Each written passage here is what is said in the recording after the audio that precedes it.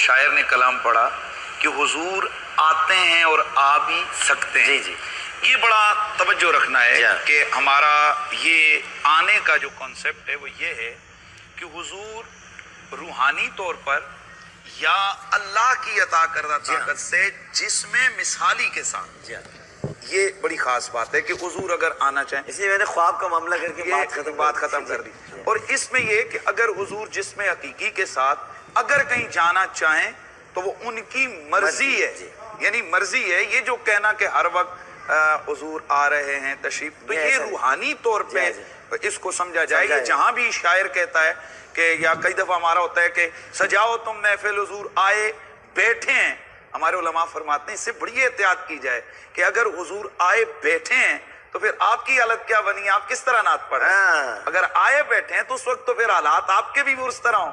یہ ہو کہ حضور اپنی قبر منور میں جلوہ کریں اور ساری کائنات آپ کے سامنے ہاتھ کی ہتھیلی کی طرح ہے، اور آپ اگر دیکھنا چاہیں تو آپ کے لیے روحانی طور پر تو یہ ہے کہ ہر مسلمان کے دل میں ہر وقت اللہ اور اس کے رسول کا تذکرہ اور اللہ اور اس کے رسول کا تصور موجود ہے، اور اگر وہ موجود نہیں ہے تو پھر ایمان ہی نہیں ہے. حضور سرور دو عالم صلی اللہ علیہ وسلم کا ساری کائنات میں روحانی طور پر موجود ہونا یہ اس اعتبار سے ہے کہ مومن کے دل میں حضور صحیح، ٹھیک، بالکل صحیح. اس میں اس سوال کی طرف بعد میں ہوں گا. میں ایک پہلی جو چیز ایک اپنا کانسیپٹ وہ مولانا ان کا کانسیپٹ تھا روحانی طور پہ. جی ہمارا اس حوالے سے کانسیپٹ یہ ہے کہ اللہ کے حبیب صلی اللہ تعالی علیہ وآلہ وسلم کو آپ کی روح پاک اور اس کو حضرت محدث دہلوی نے بہت ڈیٹیل کے ساتھ مدارج النبوہ میں لکھا ہے، ملا علی قاری نے لکھا ہے، باقی بزرگان دین نے لکھا ہے کہ اللہ کے حبیب سرور کون و مقام میں روحانی تصرف، یعنی آپ کی روح کی یہ پاور ہے کہ آپ جسم مثالی کے ساتھ کہیں بھی جلوہ گری فرمائیں. تو قائد اعظم کی ہے، قائد اعظم نے جاگتی ہوئی حالت میں زیارت کی رسول کریم، اور حضرت امام جلال الدین سیوطی رحمۃ اللہ تعالی علیہ نے عالم بیداری میں، اور اس بات کو مولانا شیخ علی تھانوی صاحب نے لکھا ہے اور دیگر بہت سارے لوگوں نے لکھا ہے کہ حضرت امام جلال الدین سیوطی کو 130 سے زائد مرتبہ حضور کی زیارت ہوئی. ملا علی قاری کو یہ 3 مرتبہ، اور اس میں 30 سے زائد مرتبہ عالم بیداری میں حضرت امام سیوطی نے رسول اللہ کو دیکھا، اور اس کے اندر بھی انہوں نے احادیث مبارکہ کے بارے میں سوال کیا، یا رسول اللہ یہ جو حدیث ہے یہ واقعتاً آپ سے یہ مروی ہے یا نہیں ہے. تو اب وہ جو حضور کو انہوں نے دیکھا تو یہ کیا تھا، یہ یقیناً جسم مثالی تھا. اور اگر حضور جسم حقیقی کے ساتھ کہیں جانا چاہیں اپنی تصرف کے ساتھ تو وہ اللہ نے ان کو طاقت عطا فرمائی ہے. تو جو اگلا آپ نے سوال جو فرمایا، یہ بہت اچھی بات ہے. ایک دوسرے کی بات کی تائید کرنی چاہیے اور ایک ایسا راستہ نکالنا چاہیے جس میں اتفاق ہی. اہل سنت والجماعت علماء دیوبند کا عقیدہ یہ ہے کہ حاضر ناظر ذات تو صرف اللہ تبارک و تعالیٰ کی ہے. کائنات میں اختیار کلی جو ہے وہ اللہ تبارک و تعالیٰ کو حاصل ہے. عالم الغیب ہونا یہ اللہ تبارک و تعالیٰ کی صفت ہے، اور اگر اللہ تبارک و تعالیٰ کی صفات کو اس طرح کسی اور میں مانا جائے تو اس سے شرک کا ارتکاب ہوتا ہے. جہاں تک تعلق ہے سرور دو عالم امام الانبیاء علیہ التحیۃ والسلام کا عالم جسم مثالی کے ساتھ یا جسم حقیقی کے ساتھ یا روحانی طور پر موجود ہونا، یہ ایسی باتیں ہیں کہ اللہ تبارک و تعالی اگر اپنے اختیار سے پیغمبر ہونا تو یہی چاہیے کہ حضور سرور دو عالم اپنی مسند پر تشریف فرما ہوں، اپنے روضہ اقدس میں ہوں، اور ساری دنیا سے مسلمان سر جھکائے ہوئے اور پلکوں سے جھاڑو دیتے ہوئے پیغمبر دو عالم صلی اللہ علیہ وسلم کے حضور حاضری دیں. نہ یہ کہ اس بات کے لیے رہے ہیں کہ حضور صلی اللہ ہمارے پاس آئیں گے. حضور کی روحانی جو تاثیر ہے اور وہ میں سمجھتا ہوں کہ جہاں بھی وہ بہت اچھی بات کہی، احسان دانش نہیں کہ جہاں نظر نہیں پڑی وہاں ہے رات آج تک، وہیں سحر ہوئی جہاں گزر گیا. یعنی حضور سرور دو عالم صلی اللہ علیہ وسلم کی نبوت اور رسالت کا جہاں سے گزر ہوا ہے وہاں روشنی ہے، اور جہاں نہیں گزر ہوا وہاں آج بھی تاریکی ہی تاریکی ہے. لہٰذا پیغمبر دو عالم کی ذات کو بحث کی شخصیت نہیں بنانا چاہیے. پیغمبر دو عالم کی ذات کے بارے میں اتفاق اور اتحاد اور ایمان اور روحانیت کی بات کرنی چاہیے. اور اس میں ڈاکٹر صاحب میرے خیال میں میرا خیال ہے کہ وہ اللہ کی عطا سے ہی ہے. اللہ وہ ایک لفظ ماشاءاللہ बड़े पॉजिटिव अंदाज से, ये बहुत अच्छी बात है कि हमारा मैसेज जो है ना आवाम तक जाना चाहिए। हम भी अल्लाह के हबीब को जो हाजिर और नाजिर समझते हैं, मैं जुमला अर्ज कर रहा हूँ, वो अल्लाह की अता से समझते हैं। जिस तरह रहमान और रहीम अल्लाह है, रहीम अल्लाह है, रऊफ अल्लाह है, कलीम अल्लाह है, हसीब अल्लाह है, लेकिन कोई भी मुसलमान अभी अपने घर में कुरान मजीद को उठाएं और जहाँ रसूलुल्लाह के सिफाती नाम आखिर में लिखे हैं तो वहां पर वो देखेंगे कि ये सारी सिफतें अल्लाह के रसूल के लिए भी हैं। वल्लाहु रऊफुम बिल इबाद, लक़द जाअकुम रसूलुम मिन अनफुसिकुम अज़ीज़ुन अलैहि मा अनित्तुम हरीसुन अलैकुम बिल मुमिनीना रऊफुर रहीम। अब अल्लाह भी रहीम है, नबी भी रहीम है, अल्लाह भी रऊफ है, नबी भी रऊफ है, अल्लाह भी रब है। और ये सिफत हजरत यूसुफ अलैहिस्सलाम ने अपने अजीज मिस्र के लिए भी इस्तेमाल की। सूरह यूसुफ में 2 मकामात पर ये सिफत है रब, ये गैरुल्लाह के लिए। और हमारे लिए अल्लाह ताला कुरान सूरत अद-दार में फरमाता है इन्ना खलकनल इंसाना मिन नुतफतिन अमशाजिन नब्तली वजअलनाहु समीअन बसीरा। अब हुवा समीउल बसीर अल्लाह भी है और हमें भी बना दिया। इसका मतलब ये है जो जो सिफात अल्लाह में हैं उनका मानने का माना और मफहूम और है, और वही सिफात अगर मखलूक में मानी जाएंगी तो उनके मानने का माना और है। जब अल्लाह के लिए ये सिफात मानी जाएंगी तो ये माना होगा कि उसकी सिफात अजली, अबदी है, कदीम है और उसकी जाती है। और मखलूक में चाहे वो नबी हो, चाहे वो वली हो, चाहे वो गौस कुतुब अब्दाल हो, उसको जो भी सिफत अता की है वो अल्लाह ने अता की है। अगर अल्लाह रहीम है तो जाती तौर पर, नबी रहीम है तो अताई तौर पर, अल्लाह ताला अगर समी है तो जाती तौर पर, और नबी मेरी बात पूरी प्लीज, अगर नबी अगर रहीम है तो वो अताई तौर पर। इसी तरह अगर अल्लाह हाजिर और नाजिर है वो जाती तौर पर, और नबी अगर हाजिर और नाजिर है उसे अल्लाह ने ये ताकत अता फरमाई है। यानी हम जब नबी के लिए मान रहे हैं खुदा की अता से मान रहे हैं। तो जब खुदा की अता से हमने नबी, देखिए हमारा ये भी अकीदा है कि हम जहां भी हों मलकुल मौत को पता होता है कि कौन किस वक्त किसकी मौत आ रही है, वो पहुंच जाता है। अब ये जो मलकुल मौत को ताकत है ये अल्लाह ने अता फरमाई है। और रह गया इल्म का मसला, ये भी याद रहे कि इल्म जाती, अजली, अबदी, कदीम ये खुदा की सिफत है। इल्म जाती, अजली, अबदी ये खुदा की सिफत है। और हमारा ये नजरिया होना चाहिए मुसलमानों का कि नबी हो या वली, जिन हो या फरिश्ता, उसको जो जो इल्म अता किया है वो रब ने अता किया है। और हमारे नबी को कितना अता किया, उल्लिमतु इल्मल अव्वलीन वल आखिरीन। हुजूर फरमाते हैं लोगों मुझे अव्वलीन का इल्म भी खुदा ने अता फरमा दिए, आखिरीन का इल्म भी अता फरमा दिया। तो ये हुजूर की सिफात हैं। मेरे ख्याल में हमें ये पॉजिटिव गुफ्तगू अल्हम्दुलिल्लाह एक मैसेज चला गया। और मैं इसमें डॉक्टर साहब एक बात ये भी अर्ज कर दूं कि हम जिस माने में मानते हैं ना, जिस तरह इमाम जलालुद्दीन सयूती ने रसूलुल्लाह को देखा, जागते हुए देखा। मेरा एक सवाल है कि मिस्र में इमाम सयूती हैं, हुजूर को उन्होंने देखा और ये एक्सेप्टेड बात है, देखा।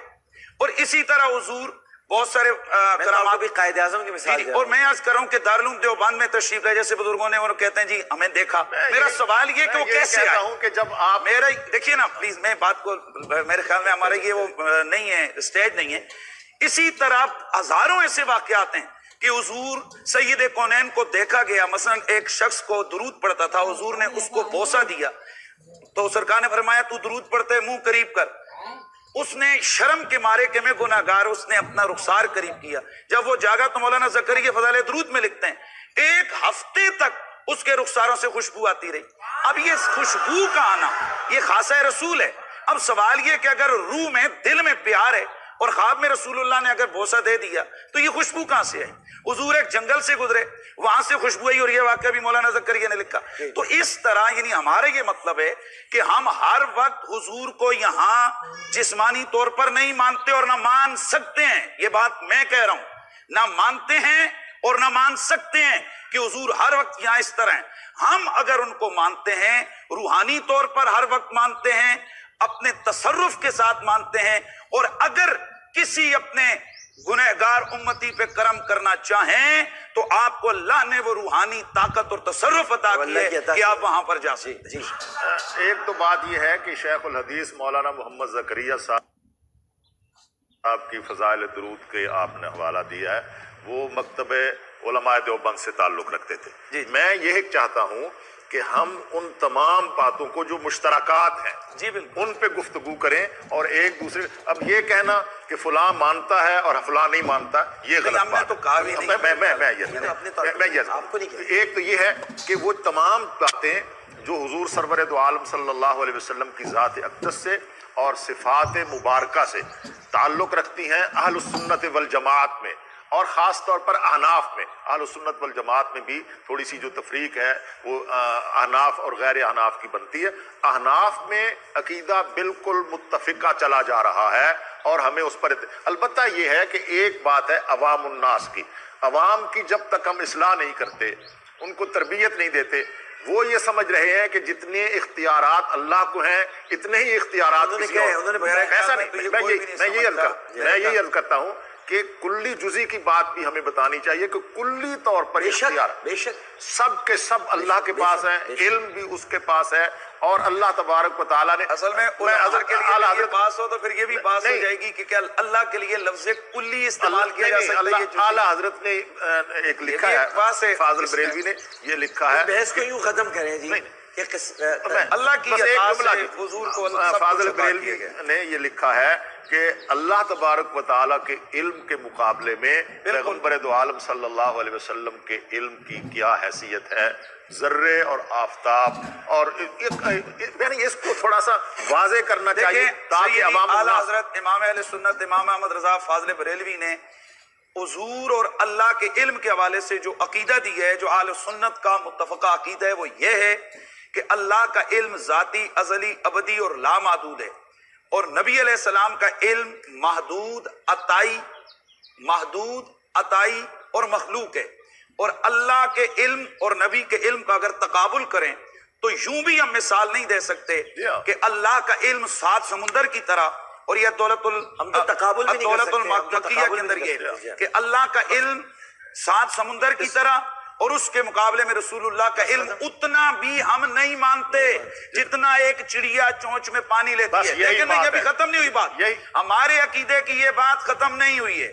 اگلا جی جملہ ہے اس کا کہ اتنا بھی ہم نہیں مانتے، یعنی اللہ کا علم 7 سمندر، اس کے مقابلے میں رسول اللہ کا علم جو ہے وہ چڑیا کی چونچ میں پانی کے قطرے جتنا بھی ہم اس کی تمثیل نہیں دے سکتے۔ لیکن اس کے مقابلے میں اللہ کے رسول اور باقی تمام انبیاء، شہداء، اولیاء، ملائک، جمیع مخلوقات اور رسول کے علم کا اگر تقابل کیا جائے تو رسول اللہ کا علم 7 سمندروں کی طرح، اور اس کے مقابلے میں تمام نبی، تمام ولی، تمام شہید، تمام ملائکہ، ان کا علم اتنا بھی نہیں ہے جتنا چڑیا کی چونچ کے مقابلے میں پانی کا قطرہ۔ اب یہ اصل معاملہ ہے کہ ہم رسول اللہ کے لیے جب بات کریں تو ان کی شان کے مطابق، اور اللہ کے لیے بات کریں تو ان کی شان کے مطابق۔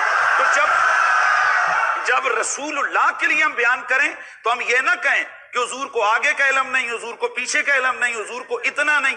اس سے ہمارے بزرگ یہ سمجھتے ہیں کہ یہ محدود کر دینا اس حوالے سے، اور یاد رکھیں ہمارا عقیدہ جو ہمارا علم غیب کلی کا عقیدہ ہے وہ معدومات کا عقیدہ نہیں ہے، وہ موجودات کا عقیدہ ہے۔ یہ بڑی عام بات ہے، اس کو غلط ملت کیا جاتا ہے، اور اس حوالے سے میں ڈاکٹر صاحب یہ بھی کہوں کہ میں دعوت دوں گا کہ اس حوالے سے مولانا اشرف علی تھانوی صاحب نے اپنی زندگی کی جو آخری کتاب ہے اس کے اندر سیم یہی باتیں لکھی ہیں جو ہمارا عقیدہ ہے، تو اس کو اپنا لیا جائے تو میرے خیال میں اس میں میں یہی کہہ رہا ہوں کہ جب مولانا اشرف علی تھانوی بھی یہی کہہ رہے ہیں اور مولانا احمد رضا بھی یہی کہہ رہے ہیں، تو پھر یہ جنگ کیا ہے؟ جنگ کو ختم ہونا چاہیے۔ فاروقی بھی یہی کہہ رہے ہیں اور حنیف قریشی بھی یہی کہہ رہے ہیں۔ ڈاکٹر صاحب میرا جملہ مکمل، جنگ ان لوگوں کے ساتھ ہے جو کہتے ہیں نبی کو پیٹھ کے پیچھے کا بھی پتہ نہیں، جو کہتے ہیں کہ جتنا علم، وہ جو کہتے ہیں کہ جتنا علم ملک الموت اور شیطان کو ہے معاذ اللہ اتنا بھی نبی کو نہیں ہے، ہماری جنگ ان سے۔ ملک الموت اور شیطان کے علم کے ساتھ حضور کے علم کا موازنہ کر کے مثال دینا، اس سے بڑی کوئی توہین نہیں ہے۔ اچھا یہ آپ ہی کی کتابوں میں دیکھیے، یہی تو اصل پرابلم ہے۔ اگر آپ ان کتابوں پہ آئیں گے، یہ میں ان کتابوں پہ بھی آپ کے ساتھ گفتگو کرنے کے لیے تیار ہوں۔ وہاں کیا ہوا کہ ان کتابوں میں جو کچھ آپ نے کہا اس کے رد میں اگر کہا گیا تو آپ نے کہا جی کہ یہ ہو گیا. دیکھیے کتابوں آپ لوگوں کی کتابوں کی وجہ سے ہم کتابوں میں پڑھے ہوئے ہیں.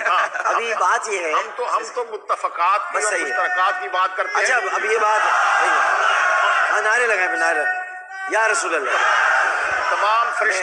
تمام فرشتوں تمام جنات حتیٰ کہ تمام ولی غوث کتب ابدال تمام انبیاء کا علم ایک طرف ہو, حضور سرور دو عالم صلی اللہ علیہ وسلم کا علم ان سے زیادہ ہے. یعنی آپ اس بات کو گستاخی مانتے ہیں کہ جو آدمی یہ کہے کہ حضور کا علم دیکھیے شیطان اور ملک الموت کے علم سے کم ہے, وہ گستاخی ہے. میں اس پر آپ کے ساتھ گفتگو کروں گا. میں یہ صرف اتنا پوچھ رہا ہوں اس میڈیا کے سامنے کہ گستاخی ہے. دیکھیے حضور صلی اللہ علیہ وسلم, میں سوال پوچھ رہا ہوں, کیا مولانا گستاخی ہے؟ میں بتا رہا ہوں. آپ پہلے کہہ چکے ہیں کہ گستاخی ہے. میں بتا رہا ہوں یہی تو پوری 100 سال کی جنگ ہے کہ یہ گستاخی ہے. آپ میری بات سن تو لیں. اور الحمدللہ ڈاکٹر صاحب آپ کے آج کے اس منچ پر, آج کے اس اسٹیج پر یہ بات بھی کلیئر ہو گئی کہ ہم تو ٹھیک کہہ رہے ہیں. علماء دیوبند حضور سرور دو عالم صلی اللہ علیہ وسلم کے علم کو ثابت کرنے کے لیے شیطان کے علم کو یا ملائکہ کے علم کو یا کسی اور علم کو موازنے کے طور پر پیش کرنا حضور کی بے ادبی سمجھتے ہیں, حضور کی گستاخی سمجھتے ہیں. اور جس عبارت کی طرف آپ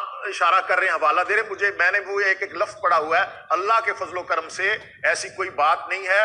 وہ آپ کی ہی ایک کتاب اور عبارت کا جواب دیتے ہوئے وہ کہا گیا جہاں تک تعلق ہے سرور دو عالم صلی اللہ علیہ وسلم کی ذات کا, صفات کا, وہ علم ہو, حسن ہو, جمال ہو, تقویٰ ہو, ہر اعتبار سے یہ بات طے ہے کہ ساری کائنات کا علم کم ہے, پیغمبر کا علم زیادہ ہے, اور پیغمبر دو عالم کا علم کم ہے, اللہ کا علم زیادہ. بے شک سبحان.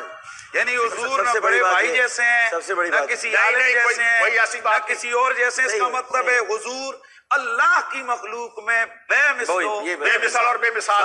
بڑے بھائی کی بات کیا, یہ تو حضور سرور دو عالم صلی اللہ علیہ وسلم یعنی نہ گاؤں کے چودھری جیسے, کسی جیسے نہیں, وہ بے مثل و بے مثال ہے. سرور دو عالم نے خود حضرت عمر رضی اللہ تعالیٰ عنہ سے اخی کا لفظ کہا ہے. ٹھیک ہے, اخی کا لفظ حضور سرور دو عالم نے خود کہا ہے کہ اے عمر جاؤ تو اپنے بھائی کو بھی اپنی دعاؤں میں یاد رکھنا. لیکن اس کی بنیاد پر یہ سمجھنا کہ جس طرح ہم اپنے بڑے بھائی کا احترام کرتے ہیں, الیاذ باللہ حضور کا بھی اتنا احترام کرتے ہیں, یہ نہیں ہے. یہ الزام ہے, یہ تہمت ہے. اچھی بات, آج اس تہمت کو واپس لیں. ہم کہتے ہیں بھائی کیا ہوتا ہے, ماں باپ بہن بیٹی, ساری کائنات جو ہے وہ قربان ہے پیغمبر دو عالم کی جوتیوں پر. سبحان اللہ, پیغمبر کی جوتیوں پر, سبحان اللہ, سبحان اللہ. پیغمبر کی ذات کو الگ دیکھیے, پیغمبر کی جوتیوں پر قربان ہے. یہ تہمت جو ہے کہ اپنے بڑے بھائی کی طرح آج ختم ہو گئی ہے, یہ تہمت آپ ختم. سبحان اللہ, سبحان اللہ. ختم ہو گئی نا, ختم ہو گئی. میں اپنی بات بتاؤں, بہت اچھی بات. میں بھی تو کچھ کہہ دوں. ڈاکٹر صاحب میں آخری ایک بات کر کے کہہ دیجیے. پہلی بات یہ ہے کہ بھائی بڑے بھائی جیسا ہونا, یا حضور کو یہ کہنا کہ حضور کا اب عوام کے سامنے اس طرح سمجھنا چاہیے جیسے گاؤں کا ملک اور چودھری ہوتا ہے, یا حضور کا ادب اتنا کرنا چاہیے جتنا بڑے بھائی کا کیا جاتا ہے. اگر زیادہ کیا جائے تو یہ شرک ہے. یہ عبارات میں موجود ہے. ماشاءاللہ آج مولانا نے کہہ دیا کہ یہ چیز اگر کوئی ہے تو وہ گستاخی ہے, اگر کوئی یہ کہے تو وہ گستاخی ہے. ہم تو یہی کہتے ہیں, یہی تو 100 سال سے کہہ رہے ہیں. ہمارے لیے مفتی صاحب ہمارے لیے یہ اتھارٹی ہے, کیونکہ یہ ان کے نمائندے ہیں. میں بتا دوں نا, کیونکہ ان کے نمائندے ہیں جن سے ہم سب پیار کے, مولانا سمیع الحق صاحب, اور یہ سب سے بڑی درسگاہ ہے اکوڑا خٹک. جب یہ وہاں سے کہہ رہے ہیں تو سمجھ لیں یہ مسئلہ حل ہو گیا. بس ہو گئی ختم. ماشاءاللہ میں آپ کو سلام کرتا ہوں ڈاکٹر صاحب, زبردست بات, اتنی بڑی بات, ایک بہت بڑی بات آج حل ہو گئی. نبی کے بارے میں کشف المحجوب کی تشریح لکھی ہے مولانا عبدالرؤف فاروقی صاحب. کشف المحجوب کی تشریح لکھی ہے مولانا عبدالرؤف فاروقی صاحب. سبحان اللہ. میں عوام سے یہ کہوں گا کہ وہ عبارتیں, وہ کتابیں جن کی عبارتوں کا حوالہ دے کر علماء دیوبند پر گستاخ رسول ہونے کی تہمت لگائی جاتی ہے, ان کتابوں کو خود پڑھیں. تقویۃ الایمان خود پڑھیں, صراط مستقیم خود پڑھیں, حفظ الایمان خود پڑھیں. آپ کو پتہ چل جائے گا کہ تہمت کیا ہے اور حقیقت کیا. آج بات ختم ہو گئی. میں ایک بات بس یہ کہنا چاہتا تھا, کیونکہ وہ بھائی اب اگر نعتوں کا وقت ہے میں نے تو بھائی مجھے نہیں بولنا, کیونکہ بڑی اہم بات ہو گئی تھی. میں یہ بات کہنا چاہ رہا تھا, دیکھیں یہ تو خیر بہت علمی اور بہت ہی مدلل گفتگو تھی دونوں حضرات کی, اور مجھے بہت خوشی تو یہ تھا جناب علم غیب کے بارے میں تذکرہ، اور ہم اور علماء سے بھی پوچھنے کی کوشش کرتے ہیں، دیکھتے ہیں اگر کسی علماء سے اور بھی وضاحت ہمیں مل جاتی ہے تو ہم کوشش کرتے ہیں پوچھنے کی، نہیں تو پھر یہیں پہ ہم ختم کریں گے۔